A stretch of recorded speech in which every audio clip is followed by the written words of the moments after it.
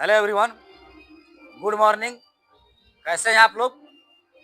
उम्मीद करता हूँ कि बहुत अच्छे होंगे, स्वस्थ होंगे और पढ़ाई कर रहे होंगे। देखिए बाबू, आप लोग का एग्जाम बहुत जल्द अब होने वाला है, ठीक है ना। तो अभी दशहरा का मौसम चल रहा है, नवरात्रि चल रहा है। तो आप लोग क्या करें, पूजा पाठ अच्छी तरीके से कर लें, वो तो सही है, लेकिन पढ़ाई पर ही विशेष कर ध्यान देना है, क्योंकि आपको रिजल्ट बनाना है, ठीक है ना। तो पढ़ाई के साथ साथ, पूजा के साथ साथ पढ़ाई भी जरूरी है। तो आइए कुछ आपको साइंस का ऑब्जेक्टिव क्वेश्चन लेकर आए हैं, जो बीएम हो सकता है, इस पर आप लोग ध्यान दीजिएगा, ठीक है ना।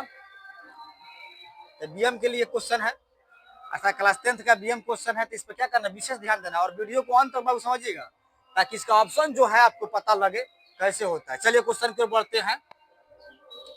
कहता है नाइट्रोजन अणु में कितने सहसंयोजक बंधन होते हैं? नाइट्रोजन अणु में कितने सहसंयोजक बंधन होते हैं, ठीक है। ऑप्शन कहता है ए में 1, बी कहता है 2, सी कहता है 4, डी कहता है 3।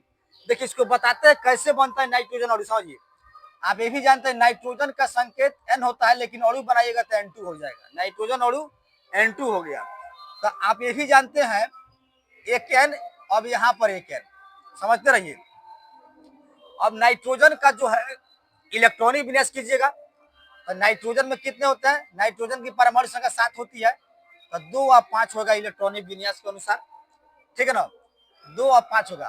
तो बाह्यतम सेल में जितने इलेक्ट्रॉन बचते हैं उसको बिंदु संरचना के अनुसार हम बनाते हैं, समझे ना। तो देखिए यहाँ पर जो है, फिर एक बार समझेंगे, यहाँ पर 5 बच रहा है, तो एक नाइट्रोजन यहाँ लिखा, एक नाइट्रोजन यहाँ लिखा। तो अपना जो 5 जो बाह्यतम कक्षा में इलेक्ट्रॉनों की संख्या बच रही है, उसको आप इस तरह दर्ज करेंगे, 2 और यहाँ पर 3 रख दीजिएगा, समझेंगे। 2 और 3 5, 1 हो गया, समझे ना। एक नाइट्रोजन के लिए 2 यहाँ पर और फिर यहाँ पर 3 आ जाएगा, 3 2 कितना, 5 हो गया। तो यह समझते हैं सिंपल भाषा में कि यह जो है इस तरह मिलेगा, संयोग करेगा, संयोग कर गया और यहाँ से इस तरह कर गया। देखिए एक ऑक्टेट रूल होता है, अर्थात अष्टक नियम के अनुसार 3 3 6 2 8, इसका अष्टक नियम के अनुसार ऑक्टेट नियम का पालन कर गया, और इसका 3 3 6 2 8, ठीक है ना। तो इसका भी नाइट्रोजन का अष्टक नियम का पूरा पालन हो रहा है। तो इसमें हम समझ सकते हैं कि कितने इलेक्ट्रॉनों का संयोजन हो रहा है, बंधन हो रहा है, 3 इलेक्ट्रॉनों का, ठीक है ना। तो हम कर सकते हैं आंसर में कितना आएगा, 3 आएगा। तो इस तरह से हम सहसंयोजक बंधन की जो है संख्या ज्ञात कर लेते हैं। आगे बढ़ते क्वेश्चन की ओर। 2 नंबर, एल्केन का सामान्य सूत्र क्या है? देखिएगा एल्केन कहता है, तो एक क्वेश्चन इस पर आता है। अगला क्वेश्चन देखिए, एल्कीन एल्काइन, 3 क्वेश्चन आपको दे दिया गया है, एल्केन एल्कीन एल्काइन।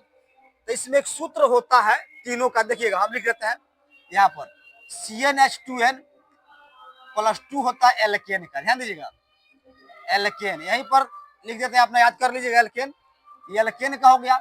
एल्कीन का होता है CnH2n, एल्कीन होता है, ध्यान दीजिएगा, एल्कीन, ठीक है। एल्काइन का होता है CnH2n-2, ये क्या होता है, एल्काइन, एल्काइन का होगा, समझे ना। आप समझ सकते हैं यहाँ पर।